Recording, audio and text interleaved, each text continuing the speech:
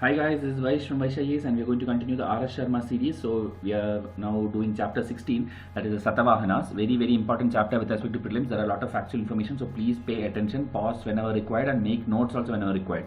But I would suggest buy the test series also, because test series will cover almost questions from every page of this textbook and it will be a clear revision for you. You just don't even need to read the actual textbook. Watch my video, buy the MCQs and practice. Your ancient history will be completely done. That is my guarantee. Okay. So let's begin this particular chapter, the age of the Satavahanas, that is the chapter number 16. So first we will start the political history. The most important of the native successors of the Mauryans in the Deccan and in Central India were the Satavahanas. Okay, last chapter we saw a lot of foreign invasions like Greeks, we saw Shakas, we saw Kushanas, we saw, and in between Parthians we saw. Okay, all these were small kingdoms here and there, but Satavahana is the most important and the most largest, maybe you can tell, in the Deccan region. Okay, they were considered to be identical with the Andhras, okay, who were mentioned in the Puranas. So in Puranas it's like mentioned Andhras. Purana speak only of the Andhra rule and not of the Satavahana rule. Okay, so you should know such things. Purana is mentioning only Andhra rule and not Satavahana rule. On the other hand, the name Andhra does not occur in the Satavahana inscription. Okay, so that is kind of a strange fact. The Puranas is telling something called Andhra kingdom is there, but their inscriptions is not mentioning anything like Andhra. And also, according to some Puranas, altogether the Andhra ruled for 300 years and this period is assigned to the rule of the Satavahana dynasty. So timeline is same, okay, in both the versions. The earliest inscription of Satavahana belonged to the 1st century BC when they defeated the Kanvas and established the power in parts of central India.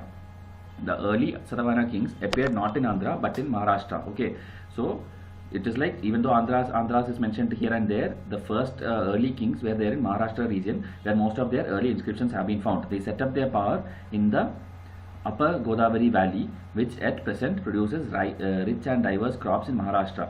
Gradually, the Satavahanas extended their power over Karnataka and Andhra. Their greatest competitors were the Shakas. Okay, Shakas, Kushanas we have already seen, so these were the competitors. Rudradaman was the most important king here, who had established their power in the upper Deccan and western India. At one stage, Satavahanas were disposed of their dominance by the Shakas in Maharashtra and western India. The fortunes of the family were restored by Gautami Putra Satkarni, very important ruler, 106 AD. He called himself the only Brahmana, defeated the Shakas and destroyed many Kshatriya rulers. Okay, so he's calling himself as a Brahmana and he is telling he defeated the Shakas.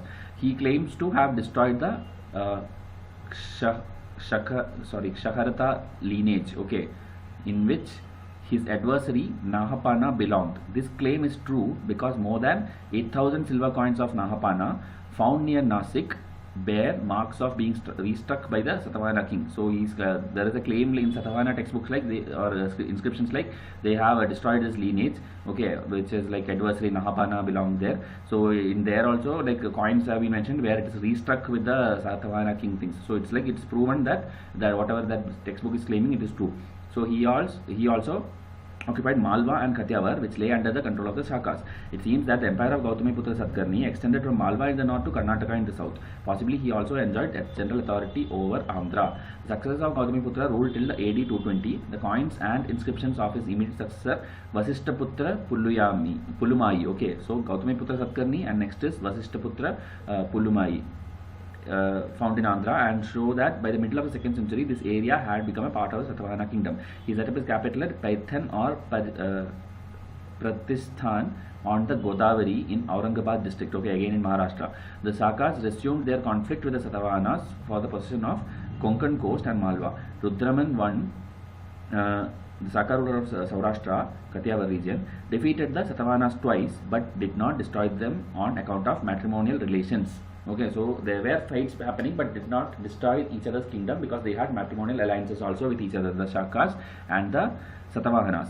Next ruler is Yajna Sri Satkarni, okay, 165 AD. One of the later kings recovered northern Konkan and Malwa from the Saka ruler. So you just no need to by heart, but you should know these ruler names, 3 ruler names, Gautami Putra and this Vasishtaputra and also Yajna Sri, and they were like fighting with the Sakas all the time and regions were getting claimed and reclaimed each time now and then. Okay, now he was a lover of trade and navigation. His coins have been found out only in Andhra, but not only in Andhra but also in Maharashtra, Madhya Pradesh and Gujarat. Okay, so a trade loving person, navigation loving person, and also coins are found. This is actually not Satavahanas alone, it's the entire kingdoms that time. Okay, map. If you want you can pause and see. His love for navigation and overseas trade is shown by the representation of a ship on his coins. Okay, So that is about Yajnasri Satkarni. Aspects of material culture. The material culture of the Deccans under Satavahanas was a fusion of local elements and northern ingredients. The megalith builders of Deccan were fairly acquainted with the use of iron and agriculture. Although before 200 BC we find some hoes made of iron, the number of such tools increased substantially in the first 2 or 3 centuries of the Christian era. Okay, so telling about the number of tools, the megalithic culture, iron usage, agriculture, everything was flourishing at that time, and these people also used it. Now, beside socketed hoes or sickles, spades, plowshares, axe, razors, etc. All these are examples. Okay, you don't need to by heart, but you should know it was like a lot of tools were there, war or agriculture, everything they had all these things. Site, okay, Karimnagar site. It is in near Tamil Nadu. I mean, not the present day Tamil Nadu, but that times Madras region. You can tell towards Andhra region or something. This Karimnagar district was there. Blacksmith shop was discovered. Okay, blacksmith. The Satavahanas may have exploited the iron ores of Karimnagar and Warangal. Okay, Warangal again, Kakatiya dynasty. When you learn medieval India, you will know. Okay, districts indications of iron workings as early as the megalithic phase have been found. Evidence of ancient gold workings has been found in the Kolar field. Kolar field is in Karnataka. Okay, Kolar field in the early Christian centuries. The Satavahanas may have used gold as bullion, for they did not issue gold coins. Okay, so Satavahanas did not issue gold coins like the Kushanas or something, but they had the usage of gold. They also issued copper, bronze, etc. So a lot of other things are there. It's not like only gold coins. Okay, all the other metals were used. The Ikshwakus also issued their coins. Okay, these are actually the kind of successors you can tell of the Satavahana. Both the Satavahanas and the Ikshwakus seems to have exploited the mineral resource of the Deccan. The people of the Deccan know the art of paddy transplantation, and in the first 2 centuries, the area between the Krishna and the Godavari, especially at the mouths of the 2 rivers, formed a great rice ball.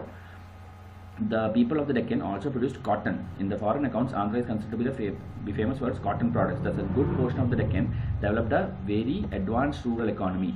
According to Pliny, okay, Pliny is actually a Roman writer, you can tell. Pliny, the Andhra kingdom maintained an army of this thing. Don't remember the numbers, but this person has this habit of going and doing exaggeration about all the kingdoms. Okay, this many elephants, this many cavalry. Just know Pliny is from Roman. Through contacts with the north, the people of the Deccan learnt the use of coins, burnt bricks, ring wells, etc. The elements of the material life had become quite important in North India by 300 BC, but they acquired importance in the Deccan a couple of centuries later. Okay, so just telling about the rise and fall of different regions. The Pedabankur, okay, again timeline is given. In Karimnagar district, we find regular use of fire-baked bricks and use of flat perforated roof tiles. All this must have contributed to lasting structures. What is further remarkable is the fact that as many as 22 brick wells belonging to the 2nd century AD have been discovered at that site. Naturally, these facilitated thick habitation, and we find their covered drains underground to lead wastewater into soakage pits. Towns appeared in Maharashtra by the 1st century BC when we find several crafts. Okay, it's like too much detailing about that society. Okay, you just need to have a overall understanding that they had a kind of flourishing rural economy with all the agriculture related thing, all the tools, all the irrigation, drainage system, covered drainage, then tiles, floor, wall, burnt bricks. Okay, these kind of keywords, if you remember, that is more than enough. Okay, Satavahana rural economy was flourishing. That's all. Don't feel bored by seeing these many factual information. Social organization. The Satavahanas originally seem to have been a tribe of the Deccan, but they were Brahmanized, and their most famous king Gautamiputra Satkarni claims to have established the 4-fold Varna system, which had fallen into disorder. Okay, so they were supporting the Varna system and were Brahmins. He boasts that he put an end to the intermixture between people of different social orders. So he is actually boasting about that Varna system also. I did not allow anyone to mix together. I am just demarcating people properly. That is what he is boasting. Such a confusion was obviously caused by the Saka infiltration and by the thin and superficial Brahmanization of the tribes living in the Deccan. The absorption of the Sakas in Hindu society as Kshatriyas was facilitated by intermarriage between the Sakas and the Satavahanas. Okay, so again, intermarriage is happening between different clans and all. So it's just mentioned here. Similarly, the indigenous tribal people were more and more acculturated by the Buddhist monks who were induced by land grants to settle in the western Deccan. It is suggested that traders also supported the Buddhist monks for the earliest caves. Earliest cave seems to have been located on the trade routes. So again, telling about Buddhist influence also. Okay, Brahmin, Kshatriya, Buddhist. Okay, all these influence, inter-religion, mixing, all these things they are telling. According to Dharma Shastra is the Brahminical law. Okay, Brahminical code of law. the function of the Kshatriyas is to rule, but the Satavahanas rulers were called themselves Brahmanas. Okay, so it's just contradicting, because this rule will tell like only Kshatriyas should rule, but here Satavahanas are Brahmins and they are ruling. Gautamiputra boasts that he was the true Brahmana. Since the Andhras are identified with the early Satavahanas, probably they were a local tribe who were converted to Brahmanism. The Orthodox Brahmanas of the north looked upon the Andhras as a mixed caste. So people just seeing each other in different ways. That is what they are explaining there. And then, okay, we reached it here, mixed caste. Okay, so increasing craft and commerce in this period brought many merchants and artisans to the forefront. Merchants took pride in naming themselves after the towns to which they belonged. Both artisans and merchants made generous donations to the Buddhist cause. They set up small memorial tablets. Among the artisans, the Gandhikas, okay, it's important, Gandhikas or the perfumers are repeatedly mentioned as donors. At a later stage, the term Gandhika became so general as to denote all the kinds of shopkeepers. Okay, so Gandhika means shopkeepers, and from this only the modern day title Gandhi is derived, okay, from the ancient term. The most interesting detail about Satavahana relates to their family structure. In Aryan society in North India, father enjoyed greater importance than mother. We have already seen that. And the princes whom we have considered to far till now, okay, seem to have belonged to the patriarchal society. But Satavahanas show trace of matrilineal social structure. Now don't get confused, it is not matriarchal, it is matrilineal. Okay, so UPSC have asked this in the past, I think, like the Satavahana was a matriarchal society. That will be false. Okay, it's not matriarchal, it is a patriarchal society only, where the rulers will be like son only, son of the father will be becoming the next ruler. But matrilineal means the naming, they will use the mother's name. Okay, like here if you see Gautami Putra or Vasishtha Putra, it's all mother's name, mother, Putra of Vasishtha, Putra of Gautami, it's the mother's name they are using along with their name. Okay, so but it's matrilineal but not matriarchal. Okay, please remember that. Here it's mentioned the ruling family was patriarchal because the succession to the throne passed to the male member only. Okay, pattern of administration. The Satavahana rulers strove for the royal ideal set forth in the Dharma Shastra. The king was represented as the upholder of Dharma. To him were assigned a few divine attributes. The Satavahana king is represented as possessing the qualities of ancient gods such as Rama, Bhima, Keshava, Arjuna, etc. He is compared in powers and luster to these legendary figures and to supernatural forces. This was evidently meant to attribute divinity to the Satavahana king. Okay, so again, sons of God and all. I think in Kushanas also we saw the kings are ruling class considered as having the power of God. Okay, Satavahanas kept some of the administrative units found in Ashokan times. Their district was called as Ahara. So Ahara, the term is district. Okay, not only in Satavahana time but also in Ashoka's time, Ahara means district. In offices already Amatyas and Mahamatras we have seen already, Amatya Mahamatras, and even in Ashoka's time there was something called Dharma Mahamatras, Dhamma Mahamatras, who will be spreading the Dhamma concept. Okay, so that's also retained. But we notice certain military and feudal elements in the administration of Satavahanas. It's significant that Senapati was appointed professional governor. Since the tribal people in the Deccan were not thoroughly hinderized and reconciled to the new rule, it was necessary to keep them under strong military control. Okay, so the people had to be kept under control, so there was provincial governor and military generals and all. Very important term, another one, Gaulmika. What is Gaulmika? He is the administrator in the rural areas. Okay, Gaulmika, and he is also the head of the military regiment consisting of 9 chariots, 9 elephants, 25 horses, 45. Don't need to remember the numbers, but you should know everything was there. Okay, elephants is there, cavalry, chariot, horses, foot soldiers, everything is there, and it's called Gaulmika. Gaulmika is the head of this military regiment or the administrator of the rural area. Okay, Gaulmika, please try to remember. The head of the army platoon was therefore posted in the countryside to maintain peace and order. The military character of Satavahana rule is also evident from the common use of such term as Kataka and Skandavaras. Okay, what is Kataka and Skandavaras? It is military camps. Okay, military camps and settlements. So you should know that is why it is called like it is understood or concluded by historians that Satavahana rule supported lot of warfare. Okay, military character. Kataka and Skandavaras are military camps. Okay. The Satavahanas started the practice of granting tax-free villages to Brahmanas and Buddhist monks. Okay, so they are the ones who started giving tax-free villages to Brahmanas and Buddhist monks, both. Okay, they cultivated fields and villages granted to them were declared free from molestation by royal policemen and soldiers and all kinds of royal officers. Okay, so directly the kings dealt with the monks. Okay, the Buddhist and Brahmin monks. These areas therefore became small independent islands within the Satavahana kingdom. Possibly the Buddhist monks also preached peace and rules of good conduct among the people they lived with and taught them to respect political authority and social order. The Brahmanas of course helped enforce the rules of Varna system, which made society stable. Okay, so again the same thing, Varna system, then Buddhist monk, giving tax-free villages. Those are the important points. Satavahana kingdom had 3 grades of feudatories. Okay, 3 grades you should know. First one is Raja, next is Mahabhoja, and third is Senapati. It's like the order of their feudatories. Okay, Raja, Mahabhoja, Senapati, and everybody had their own privileges or benefits and all. Now religion. Satavahana rulers claim to have been Brahmanas, and they represented the march of triumphant Brahmanism. From the very beginning, kings and queens performed the Vedic sacrifices such as Ashwamedha Vajpaya. We have done this in detail in the Vedic times, Ashwamedha Vajpaya. They also worshipped a large number of Vaishnava gods such as Krishna, Vasudeva and others. They paid liberal sacrifice fees to the Brahmanas. Okay. So this is the picture of a Chaitya actually. Chaitya and Vihara, you should know. Chaitya is this pillared hall kind of thing, and Vihara will be like, it will be having a veranda, it will be having a door. It's the place where people stay. Okay, that is Vihara. But Chaitya is the prayer place. Okay, so it will have pillared hall. However, the Satavahana rulers promoted Buddhism by granting land to the monks. In their kingdom, the Mahayana form of Buddhism commanded considerable following, especially the artisan class. Okay, so Mahayana Buddhism was more popular. Nagarjunakonda and Amaravati in Andhra Pradesh, these are 2 places, okay, became important seats of Buddhist culture under Satavahanas. Then Ikshvakus, this is the next successor, okay, successor kingdom, they also did the same. Similarly, Buddhism flourished in the Nasik and Junar areas in the western Deccan in Maharashtra, where it seems to have been supported by the traders. Okay, so traders also supported Mahayana Buddhism. Architecture. In the Satavahana phase, many temples and monasteries were cut out of the solid rock in the northwestern Deccan or Maharashtra with great skill and patience.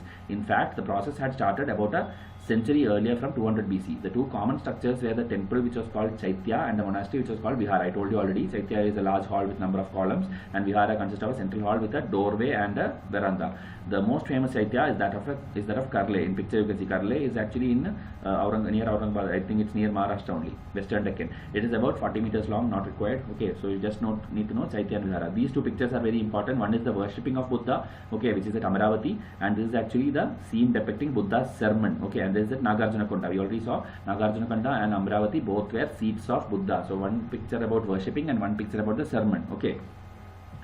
Viharas or monasteries were excavated near the Chaityas for the residence of monks in the rainy season. At Nasik, we have 3 viharas. Since they carried the inscriptions of Nahapana and Gautamiputra, it seems that they belong to the 1st, 2nd century AD. So based on the timeline inscriptions, they are deciding the timeline. Rock cut architecture is also to be found in Andhra in the Krishna Godavari region. But the region is really famous for independent Buddhist structures. The most important of these monuments are the stupas distributed over an area of 125 kilometers all around Ellora. Okay, so a lot of Buddhist stupas are there around Ellora. The most famous of them are Amaravati and Nagarjunakonda. The stupa was a large round structure erected over some relic of the Buddha. Okay, that is the remains of the people, the Buddha or the Bodhisattvas and all. They will be that will be there in the base of this stupa. Okay, and even some belongings will be there, some pearls will be there, some books, whatever they used, that also will be there in that below the stupa. The Amaravati stupa began in about 200 BC, but was completely reconstructed in the second half of the 2nd century. Okay, now Amaravati is also in news, trying to become the capital of Andhra Pradesh, the new Andhra Pradesh. Okay, so Amaravati stupa began in about 200 BC, but was completely reconstructed in the second half of the 2nd century AD. Its dome measured 53 meters across the base, and it seems to have been 33 meters in height. The Amaravati stupa is full of sculptures which depict the various scenes from the life of Buddha. Okay, life of Buddha, various things are there in the Amaravati stupa. Okay, here also you should see Amaravati, the worship of Buddha is shown. Language. The official language of Satavahana was Prakrit. Okay, please remember this. Satavahana language is Prakrit. Okay, even though we see a lot of Sanskritization, Indianization and all, Prakrit is the official language of Satavahana kingdom. All inscriptions were composed in the language and written in the Brahmi script, as was the case in Ashokan time. Some Satavahana kings may have composed Prakrit books. One Prakrit book is this thing, Gata Saptasati. Okay, Gata Saptasati. It's attributed to a Satavahana king named Hala. Okay, so now I think 4 names we learned: Gautamiputra Satkarni, Vasishthaputra Pulumai or something, and then Yajnasri Satkarni, and this is the 4th one, Hala. Okay, so 4 kings of Satavahana kingdom you know in one single chapter. Okay. So remember that the order also, and it consists of 700 verses, all written in Prakrit, but it seems to have been fully retouched but later, possibly after 6th century AD. Okay, these questions if you want you can pause and see. Anyway, I'll show you the MCQs which we need to practice. Okay, 2 questions. Which of the following Satavahana ruler had an obsession for trade and travel and thus had an image of ship on his coins? I have already taught you, so please tell me in comment section what is the right answer. Next thing, the modern title of Gandhi is derived from the ancient term Gandhika, which was a general term used for lawyers, traders, shopkeepers, orators. Tell me in comment section what does it mean. Next question, which of the following are true regarding Satavahana dynasty? Their official language was Sanskrit, their successors were Ikshvakus, One important pros attributed to Satavahana time is the Gata Saptasati. Many terms used for officials were common between Satavahanas and the Mauryas, whether all these are true or if anything is false. Okay, so try to answer by the test series. 300 plus MCQs from ancient history alone means that is more than enough. Okay, from the standard textbook I'm giving to you. So please ensure your success for 2018 prelims. I want everybody who is watching this video to clear prelims. That is why I'm telling. So please contact me after seeing the video in the description link below. Okay, so till I come with the next video, thank you and have a nice day.